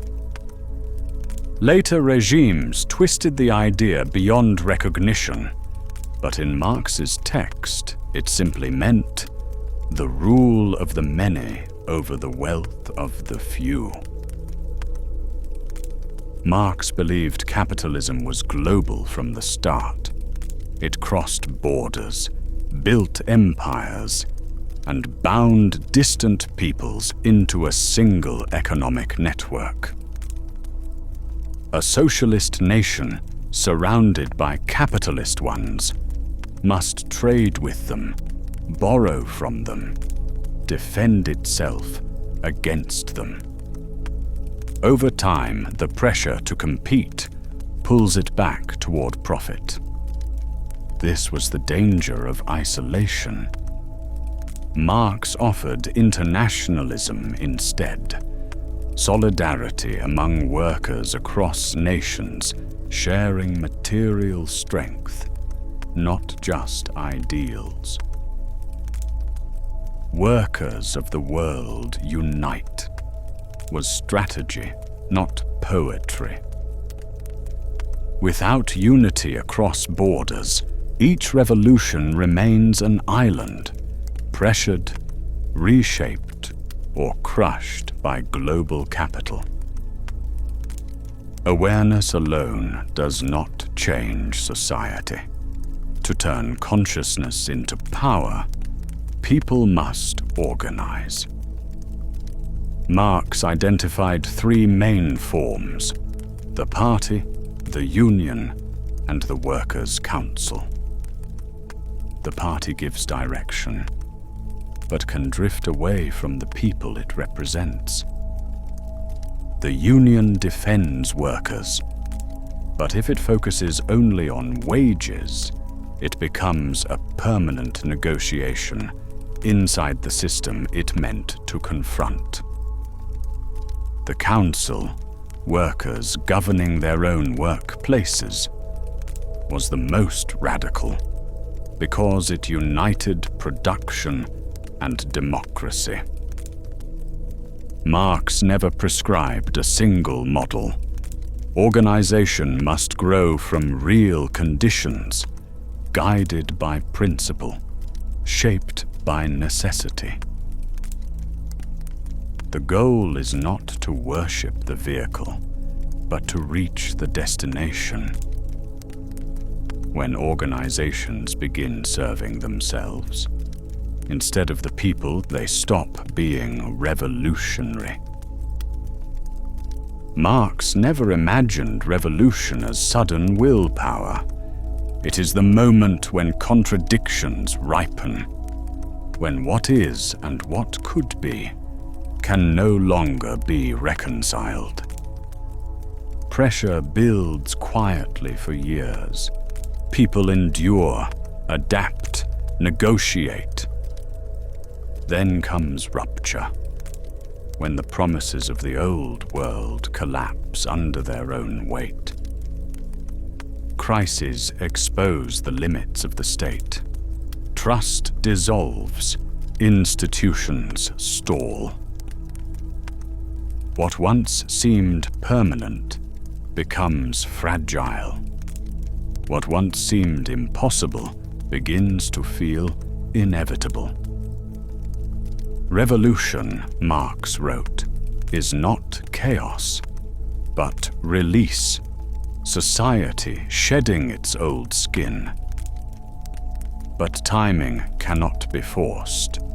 A revolution attempted too early only strengthens what it tries to destroy. Men make their own history, he wrote, but not under conditions of their own choosing. Revolution is when those conditions finally shift, and humanity steps into the space it has unknowingly prepared. Marx warned that taking power is not the same as transforming it.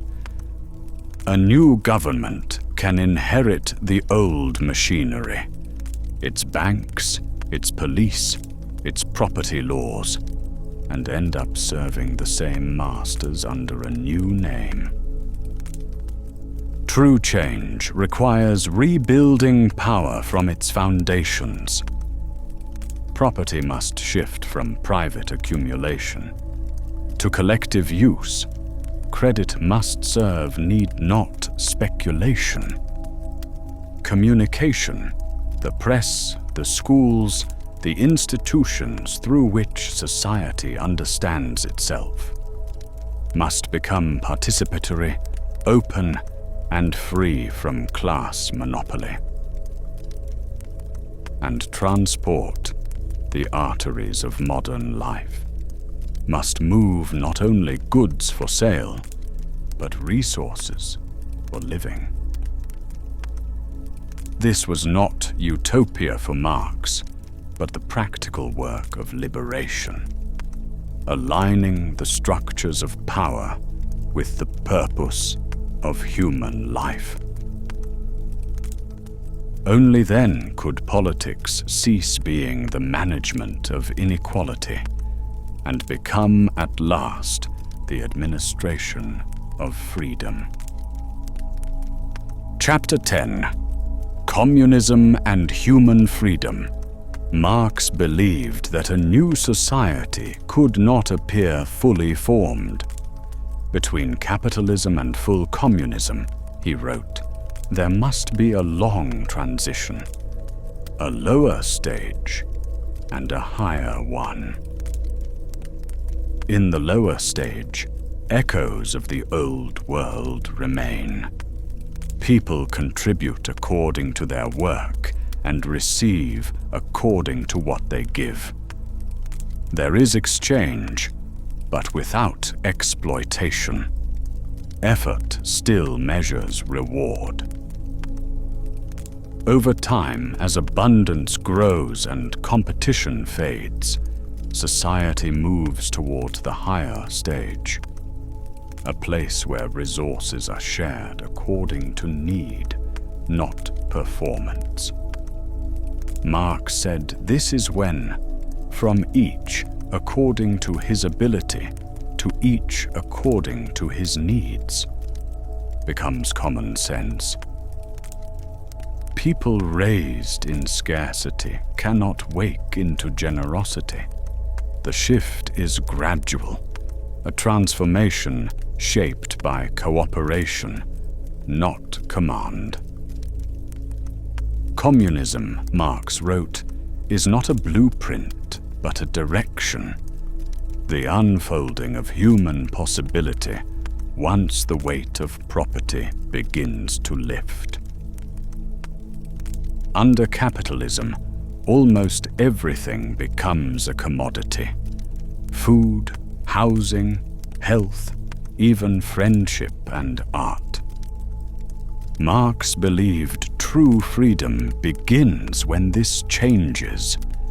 In a communist society, production exists not for profit, but for need. Work is measured by contribution, not by price. A home is not an investment, but a place for living. Marx called this production for use, the reversal of capitalism's logic. The economy becomes a tool again, not a master. Competition gives way to cooperation. Scarcity gives way to planning and abundance. When things stop being bought and sold, people begin to see one another again, not as rivals, but as partners in a shared life. Marx believed that in a free society, labor itself would transform. Under capitalism, labor is survival, time traded for money, often without joy or meaning. But in a society without exploitation, labor becomes creative, conscious, and collective. To build, teach, heal, cultivate. These become expressions of human ability, not economic necessities. Marx called this the end of alienation. The object of labor no longer stands against the worker. It reflects them. The carpenter sees themselves in the house they build, the farmer in the harvest, the artist in the mural. Labor becomes a mirror, not a chain. Marx never opposed machines. He saw in them the possibility of freedom. Under capitalism, machines extend the working day. In a different system, they could shorten it. Marx called this the social dividend of progress, the return that humanity earns from centuries of invention. When productivity rises, the reward should be more time. Time for art, study, love, rest. Automation, he wrote, could become liberation. The machine takes over what is repetitive. People keep what is meaningful. A society's progress is measured not by how much it produces, but by how much life it gives back to its people. For Marx, childhood should never be labor. It should be learning, growth, and rest. He wrote against the sight of children in factories, their futures shaped by machines instead of imagination. In a communist society, education becomes universal and human, not training for the market, but development of the whole person. Work and study intertwine. Children grow with access to knowledge, play, and care. Care becomes central, not invisible, not unpaid, not private, but recognized as foundational to freedom. Education would no longer prepare people to survive.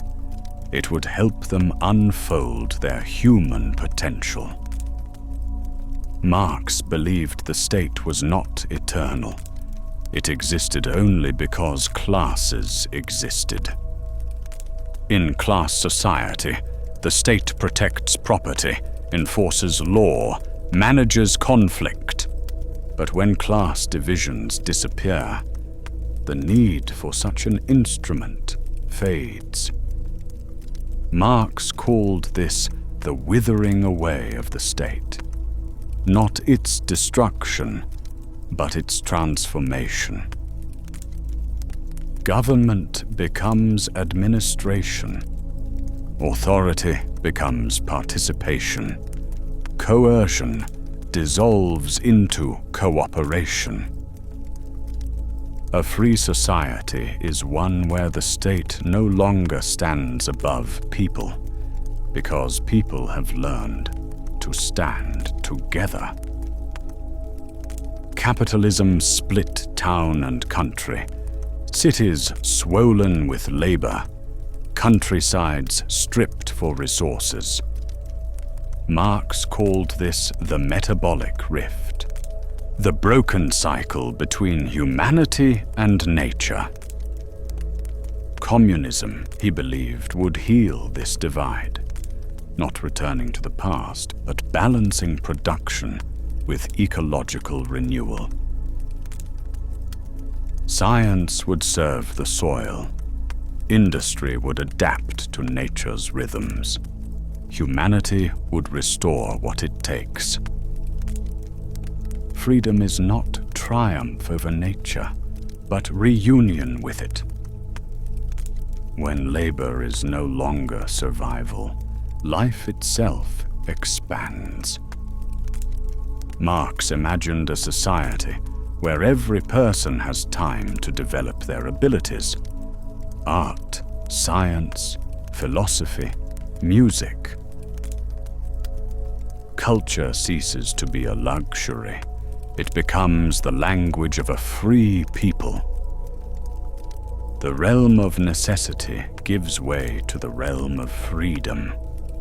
People study because they are curious. Create because they love creation. Wealth is no longer measured in things, but in possibilities. Marx called communism the reunion with our species being, the recovery of what it means to be human. For centuries, life was divided. Body from mind, thought from action, individual from collective. Capitalism deepened these fractures, turning people into tools of production. But beneath alienation, Marx believed a seed of wholeness remained. Communism was not perfection, but the realization of human potential. A world where freedom is the condition of all. The philosophers have only interpreted the world, Marx wrote. The point, however, is to change it. And when humanity finally does, when the world and the human spirit are reconciled, politics and struggle dissolve into something simpler. The quiet practice of being human. Chapter 11. Marxism in the Modern World. Richard Wolff often begins his lectures with a confession. He spent decades inside the finest universities, Harvard, Stanford, Yale. And yet, he says, he was never once taught Karl Marx. Whatever passes for economics education, he jokes, is about as deep as nuclear physics. It isn't that people can't understand economics. It's that they're never shown what it really is. In most classrooms, the economy is presented as a neutral machine. Supply and demand, graphs and equations, floating above history. What disappears is class, the living relationship between those who work and those who own. Wolff says this is no accident. When an education system hides class, it hides conflict. Students learn that unemployment is a cycle, not a choice. that inequality is natural, not designed. That capitalism is not one system among many, but simply how the world works. Marxism returns like a missing key. It shows that economics is not formulas, but power. A map of who decides, who benefits, and who pays the cost. In Marx's time, insecurity lived in the factory. Today, it lives in our phones. The gig worker, the freelancer, the driver, each is told they are independent, yet they move at the command of algorithms they cannot see. Marx wrote that under capitalism, the worker becomes utterly expendable, replaceable the moment a cheaper machine or a cheaper person appears. The language has changed. Layoffs become optimization. Exploitation becomes flexibility. But the structure remains. Labor is a cost to be minimized, and fear is a tool of management. Automation deepens the wound. Technology that could free us becomes another competitor. A machine that doesn't sleep, strike, or eat. Marx saw this pattern long before digital code. He wrote that capitalism replaces living labor with dead labor. Machines made from past work, now set against the living worker. In the gig economy, this prophecy becomes daily life. Algorithms dictating prices, shifts, and pay, reducing human choice to a data point. Insecurity is not a flaw of capitalism. It is its foundation. And beneath that anxiety, the longing remains unchanged. The desire for work with meaning and a place in the world that cannot be taken away. Marx wrote that capitalism, in its hunger for markets, would create a world after its own image. What began as colonial conquest has become global integration. The same extraction hidden beneath trade agreements and financial flows. In the 19th century, empires used gunboats. Today they use debt, credit ratings, and corporate law. The result is unchanged. Wealth flows upward and outward, from periphery to core, from the global south to the global north. Primitive accumulation never ended. It became neo-colonialism. Communities uprooted, resources privatized, nations placed in permanent dependence. Some nations now play the role of the bourgeoisie, others the global proletariat. Capital's crises have therefore become global crises. Overproduction, debt, ecological collapse, rippling across a world bound by profit.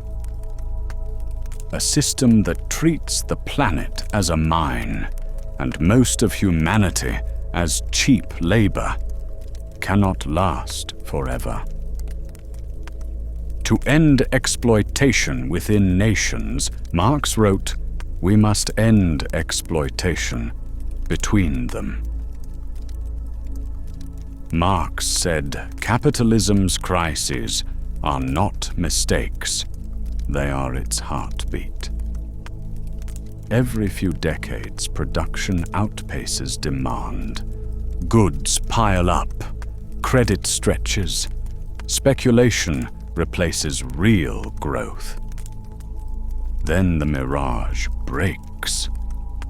The Great Depression, the oil shocks, the dot-com crash, 2008. Each time the pattern repeats, the system makes more than society can afford to buy. Marx called these crises of overproduction, not because we lack, but because profit restricts access to what we have. Capitalism can build houses for everyone, yet leaves millions homeless. It can grow enough food to feed the world, yet people still starve, because payment, not need, decides distribution. Recovery does not cure the disease. It resets the cycle.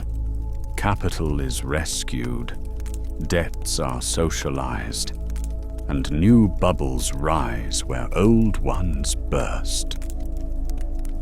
What we call unprecedented is simply déjà vu. Marx never used the word environment, but he saw the wound centuries early. Capitalism treats the earth as raw input, extracted, refined, sold. The logic of profit demands endless growth, but the planet is finite. Marx called this the metabolic rift, the broken cycle between humanity and nature.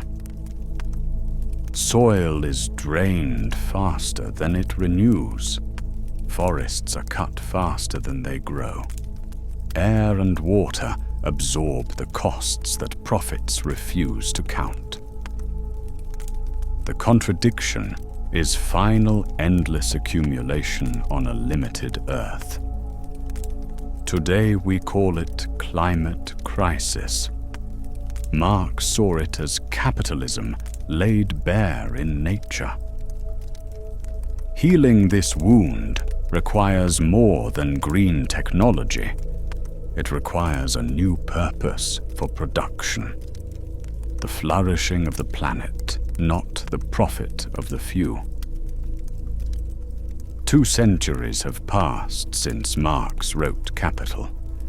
Empires have fallen, technologies transformed, yet the rhythm endures. A small class still controls production. The majority still trade time for survival. Crises still erupt when profit outruns purpose. The names have changed. Landlords became shareholders, workshops became corporations, and the overseer became an algorithm. But the structure remains. Even the most modern industries echo his equations of surplus: gig workers waiting for rides, coders tracked by dashboards, factories humming in the global south to feed consumption in the north. The system adapts, but its contradiction endures. Wealth concentrates, life is cheapened.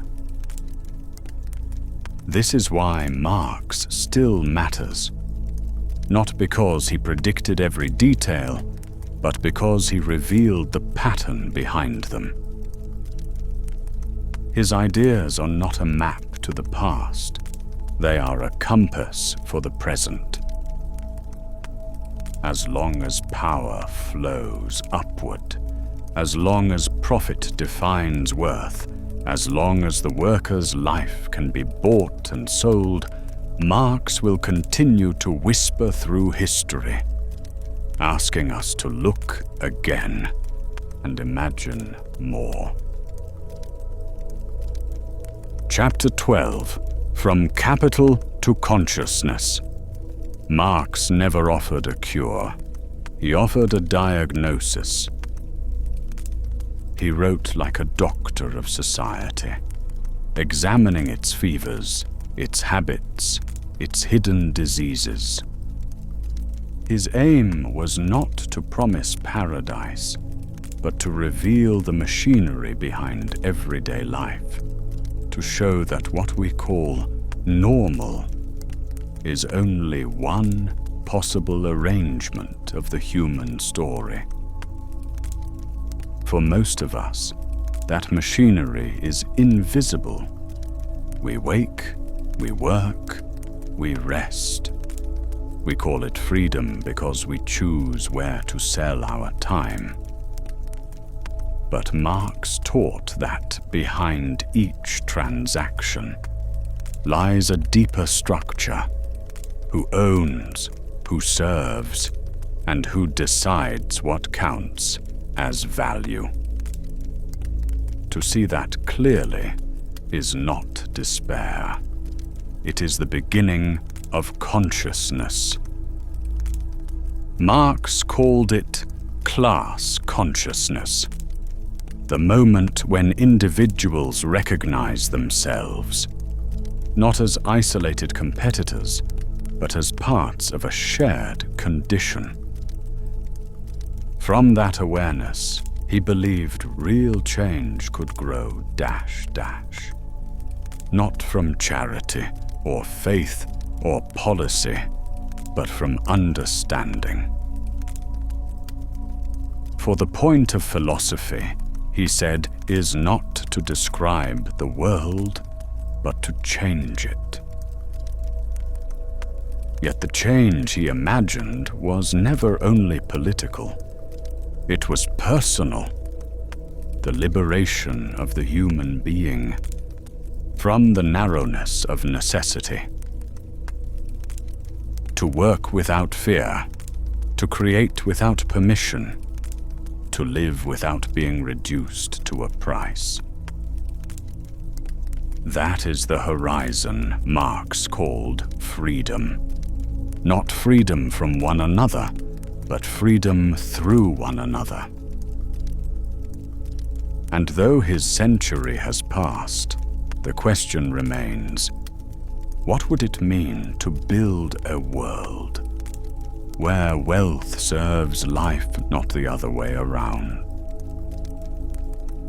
To organize our knowledge, our labor, our machines toward the flourishing of all. The answer is not finished. It is still being written. In every act of solidarity, in every demand for dignity, in every refusal to treat people as tools. Marxism was never a closed doctrine. It was a lens, a way of seeing the invisible patterns that shape our days. And once seen, they can no longer rule us in silence. Perhaps that is the true revolution he foresaw. Not the storming of palaces, but the awakening of minds. From capital to consciousness. Tonight, our journey comes to a close. We've moved through centuries of ideas, struggles, and unfinished hopes, from the machinery of capitalism to the quiet possibility of human freedom. And whether you agree with Marx or question him, the deeper purpose remains the same: to understand the world more clearly and to live within it more consciously. If you enjoyed this long-form study, please consider liking and subscribing. It truly helps the Infinite Archive reach others who love calm, thoughtful history. Thank you for listening, thank you for your time, and thank you for spending part of your night here with us. Until next time, rest well and keep exploring.